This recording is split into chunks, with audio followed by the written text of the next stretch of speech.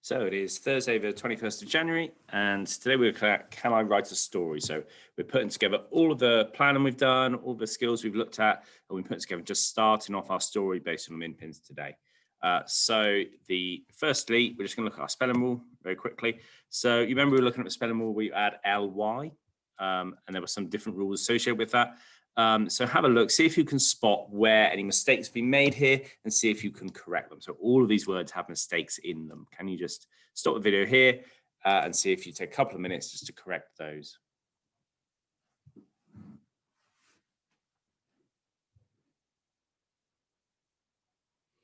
Okay, so there are a few of these then, so a few rules. So the top one there, practically, it ends with an IC. So what you need to do is you need to add ally, so A-double-L-Y. So same with tragically and magically and fantastically. If they end in IC, you just need to you need to add A-double-L-Y, so it's practically, tragically, like that. Angrily there should be an I, so the Y should change into an I. And with possibly and actually, so actually you should have two L's because actual ends in an L. And then possibly or possible only has one L. So you take the E off and add the Y. So possibly should only have one L. And the same with responsibly. You needed to take that E off and add the Y. You don't add the LY again because I can see that doesn't look right there. So it should have looked like this. So practically, angrily, responsibly, possibly, tragically, magically, actually, and fantastically. If you just want to check those, if you haven't spelled those correctly, just correct those. Okay, so why might this word be an exception? So if you think about adding ly to make accidentally, is there something else you need to add? So would you say accidentally or is there something else? And actually, this is an exception because even though it doesn't end IC, you still need to add A-double-L-Y to make it accidentally. And if you think about it, you kind of say that, don't you? You don't say accidentally, you say accidentally. So you sort of hear it when you say it, but that is an exception to the rule. I believe another word is occasionally as well. You need to add A-double-L-Y on the end of that. Okay, so this is our plan for our story, which you should have from the other day. Our success criteria, powerful verbs, an action sequence, some good use of expanded noun phrases, and some dialogue. This is a plan, and we broke our story down. Yours might be different, of course, because you might have changed your story quite a bit. And today we're looking at just writing those first two bits. So your character, he's bored at home or she's bored at home, dreaming of doing some exciting things, goes into a forest or some other place, you might have changed it, and here's this huge monster. And at the point where the monster starts chasing this character, that's probably where you're going to stop for today. So my story looks a little bit different. So this is how I've planned my story. I'm just going to do these first two bits. So I've got my boy who's bored at home. I've changed his name to Poor Jimmy rather than Little Billy. And rather than going into a forest, he's going to go into a cave where he's going to hear his huge monster. So the only thing I'm looking at really is describing that cave and also just at the beginning, just setting that scene and making sure I've got the boy in there and his mum and everything like that. So I'm just going to have a go at doing that. I'm going to start with this. You can take this line, obviously change the name if you don't want yours to be called Poor Jimmy, but I'm just going to start with that. Once there was a boy called Poor Jimmy. And so I'm going to set the scene a little bit more. I'm going to say he lived alone with his mother. He lived alone with his mother, I want to get in this fact that she is not really paying him much attention and she's always busy with something else. So he lived alone with his mother who was always ironing, cleaning, what else could she do? Ironing, cleaning, polishing, or watching her favorite soap on the TV. There we go. So that's what his mother's doing. That's all I'm going to have about his mother, really. I'm going to put Poor Jimmy, and he was bored. I think Poor Jimmy was bored. And now I'm going to get in some of the things which he is dreaming of doing. So what were those things he sent in? So those mischievous things he might be dreaming of doing. He dreamt of he dreamt of doing something exciting. He dreamt of doing something exciting maybe for once. He dreamt of doing something exciting for once. Full stop. What could it be? Oh, actually, I put a colon because I'm going to have a list. So he dreamt of doing something exciting for once. I forget the ideas you sent me. Going down the stairs on his skateboard. Going down the stairs on his skateboard. Going down the stairs. I want something better than that. Going down the stairs, sliding down the stairs, because I've got the 2 S's. Sliding down the stairs on his skateboard. All of those S's. Oh, I wonder if I could get any more alliteration. Sliding down the stairs on his skateboard. What could he be putting? What could he do? He might want to do something with his putting piranhas,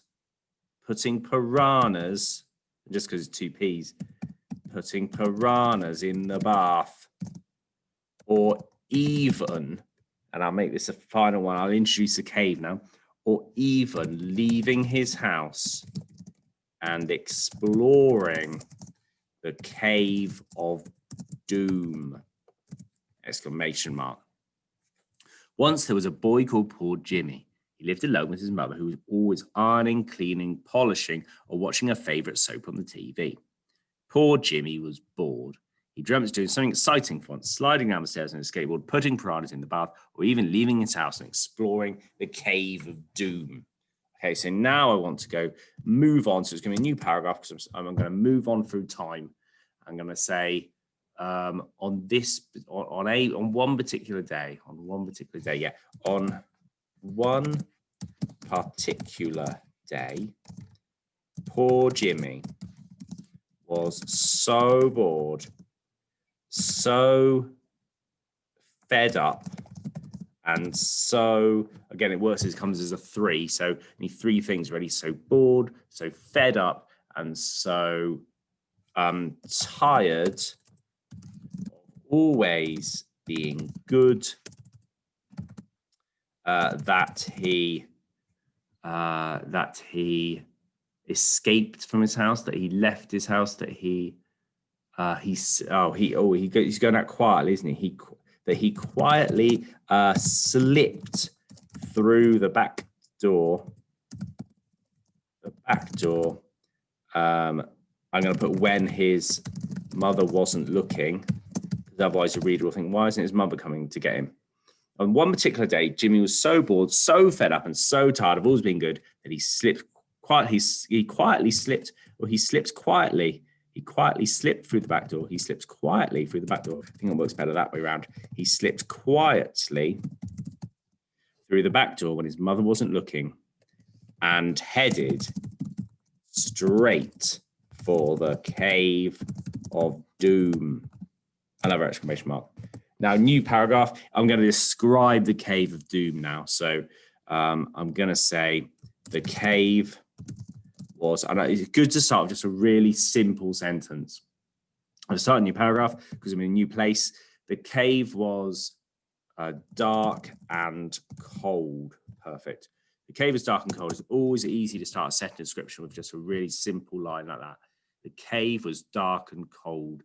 And I'm going to think, what else about the cave in more detail? Because I've summed it up just briefly, like as a general idea, it's dark and cold. But what more specifically is it about it? It's dark and cold, and maybe there's some water trickling down from above. So cold, icy water. I said cold already.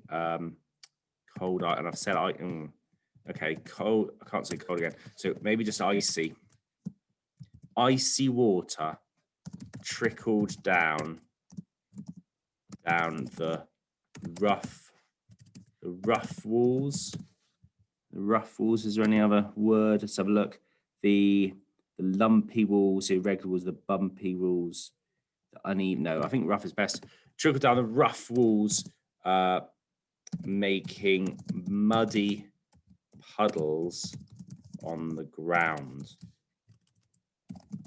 And then I'm going to put, let's have him going in. So going further in Poor Jimmy saw, what might he see in a cave?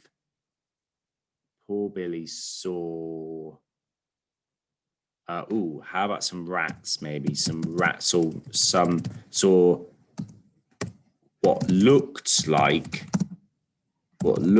rats lurking in the shadows, just to create out. That's what, lurking in the shadow. Going further in, poor Jimmy saw what looked like rats. So I think what looked like rats is a bit better than just saying rats. It raises the suspense a bit more because it might not be rats. And it shows the fact he can't see everything clearly. It's sort of in the shadowy bit. Poor Jimmy saw what looked like rats lurking in the shadows. And I want to say how he's feeling now, because I want his reaction to seeing this, because that's going to make the reader feel they're there a bit more. Going further in, poor Jimmy saw what looked like rats lurking in the shadows, and he pulled his coat around him nervously. I don't want coat. I'm going to have, he pulled his jacket. Thing is, if I put coat, it makes it seem like he's got dressed, ready to go out. And I want the idea that he's just kind of slipped out, hasn't he? He's not supposed to be there. And he pulled his, and he maybe doesn't want to do that. He maybe does some with his fingers. He fidgeted he fidgeted nervously. Maybe that'd work. Going further in, poor Jimmy saw what looked like rats lurking in the shadows, and he fidgeted nervously. And then I'm going to have a creature. So I'm going to put suddenly, so a new power for something different's happening, and then I'm going to go on with my monster. But I'm going to leave it there for now because you get the idea. You can use any of my ideas. That's absolutely fine. Use those, steal those, use some of your own. So have a go now, just to doing those first couple of bits, those first few little bits of your story, and then we'll finish it off tomorrow.